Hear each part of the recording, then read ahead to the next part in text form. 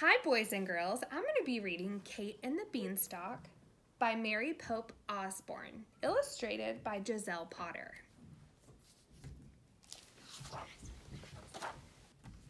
Long ago, a girl named Kate lived with her mother in a humble cottage. One day, after a hard winter, Kate's mother was in despair.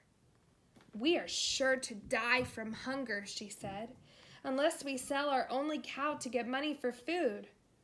Kate was a plucky girl who loved to help. "Don't worry," she said, giving her mother a hug. "I'll take care of everything." And she set out for market with their cow.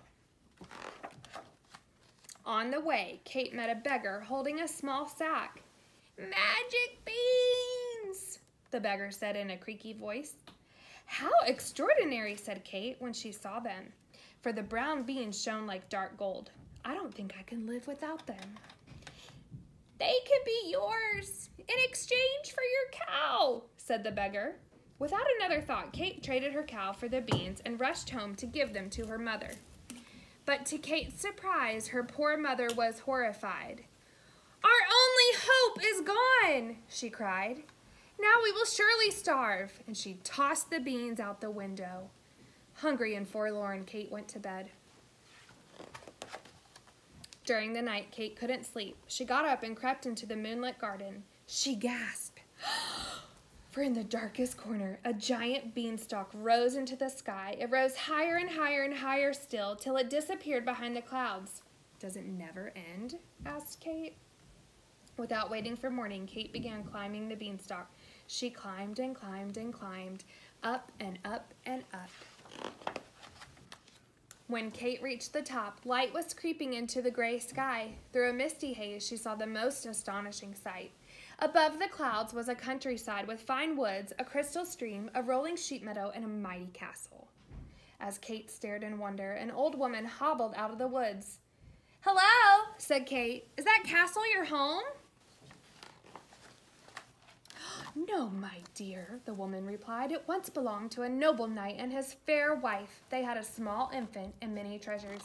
But one day, a monstrous giant came to steal from them. He killed the good man and took over his castle." "How dreadful," said Kate. "Fortunately, the knight's wife and baby were visiting in the valley," said the old woman. Afraid to return home, the grieving widow stayed below to raise her child. But alas, now they are very poor and close to starving." "That's so sad," said Kate. "Sadder than you know, my dear," replied the old woman. She looked deeply into Kate's eyes. "Perhaps you are the one to right the terrible wrongs that have occurred." "Me?" said Kate. "Are you afraid?" "I don't think so. I fear nothing when I'm doing right. How can I help?" said Kate. "The knight had 3 precious treasures: a hen that lays golden eggs, a bag filled with gold coins, and the most wondrous harp in all the world," said the old woman. "If you find these and return them to the knight's widow, then she and her child will not die from hunger." Kate took a deep breath. "I shall try," she said. Kate bid farewell to the old woman, then strode across the sheep meadow. As she approached the castle, a giantess lunged into the early morning light. "Help me!" the huge woman roared. "My husband makes me cook from the cock's crow to the owl's hoot. Whenever I hire servants, he gobbles them up."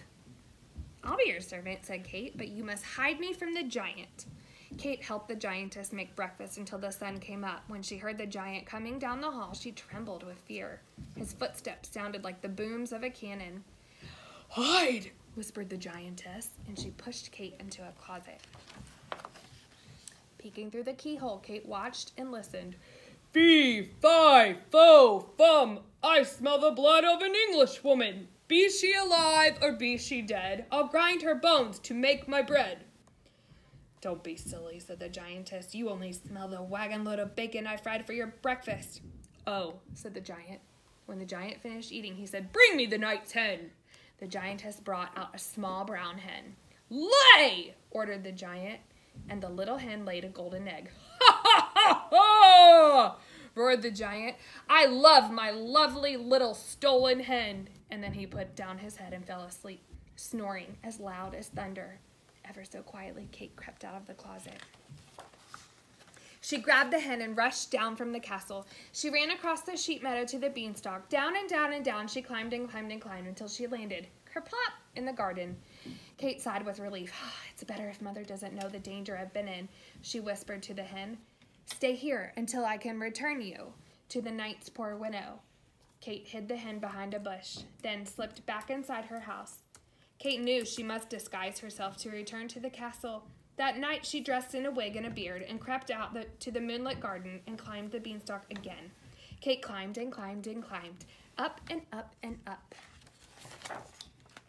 In the light before dawn, Kate crossed the sheep meadow and knocked on the castle door. When the giantess came out, she roared, "Help me! I need a servant! The last one stole our hen and ran away!" All happened as before. Kate helped the giantess make breakfast until the sun came up. When they heard the giant's booming footsteps and bellowing voice, the giantess hid Kate in the closet. Fee, fi, fo, fum! I smell the blood of an English woman. Be she alive or be she dead, I'll grind her bones to make my bread. Calm down, said the giantess. You only smell the mountain of hash I made for your breakfast. Oh, said the giant. When the giant finished eating, he said, Bring me the knight's money bag. The giantess brought out a bag filled with gold coins, and the giant greedily counted them. Ha ha ha! He roared. I have my lovely little stolen coins. Soon the giant's head began to nod. Kate watched him fall asleep. Then she crept out and grabbed the money bag. She ran out of the castle and across the sheep meadow to the beanstalk. Down and down and down and down. She climbed and climbed and climbed and climbed until she landed, kerplop, in the garden. Goodness, said Kate, what a day. I must hide these coins until I can return them to the knight's poor widow. Kate hid the money bag with the hen and slipped back inside her house. That night, Kate disguised herself once again and started up the beanstalk. She climbed and climbed and climbed and climbed, up and up and up. She ran across the sheep meadow, and just as the sun came up, she knocked on the castle door. When the giantess came out, she grabbed Kate and cried, Help me! I need a servant! The last one stole our money bag and ran away! Again, all happened as before. Kate helped the giantess make breakfast. Soon, the giant's footsteps boomed down the hall, and the giantess hid Kate in the closet. Fee, fi, fo, fum! I smell the blood of an English woman. Be she alive or be she dead, I'll grind her bones to make my bread. You old fool, said the giantess. You only smell the sea of fish soup I made for your breakfast. Oh, said the giant. When the giant finished his soup, he cried, Bring me the knight's singing harp. The giantess brought out a magnificent harp, the only one of its kind in the world. The harp sparkled with diamonds and rubies, and it had strings made of gold. Sing, bellowed the giant. The harp began to sing a sad, haunting song. It sang of the past of the noble knight, his lost wife and child, of golden days and starry nights. The harp's lovely song nearly broke Kate's heart. When the giant fell asleep, she crept out from behind the door, seized the harp, and ran away with it.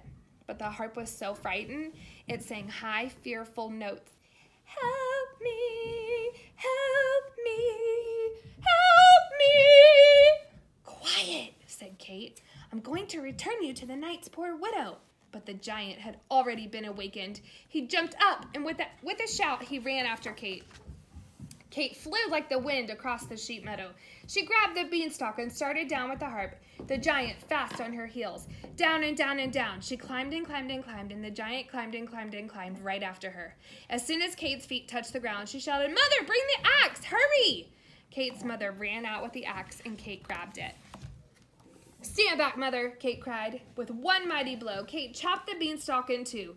Down and down and down it fell, down through the sky, and down fell the giant. Down into the garden, breaking his neck. The ground shook like an earthquake.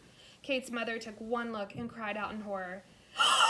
That's the giant that killed your father! My father? Said Kate. Before her mother could answer, a fairy approached in a chariot drawn by two peacocks. Greetings, brave Kate, she said. As queen of the fairies, I have long wanted to avenge the treachery done to the good knight. But first I need to know if his daughter was worthy of her inheritance. So I disguised myself as both the beggar and the old woman and sent you on your quest to your father's castle. My father's castle? Kate looked at her mother, who nodded. I never spoke of your father after he was slain, Kate's mother said. He would be most proud of you now. Kate hugged her mother, and they wept for sorrow and wonder of it all, and they climbed into the chariot and rose through the clouds to the castle that was once again theirs. Up and up and up. Kate asked the giantess to stay on as their cook. "Thank you for your kindness," said the giantess. "Would you like a biscuit and jam?" "Indeed," said Kate and her mother, and the giantess served them a biscuit as big as a cow. The end.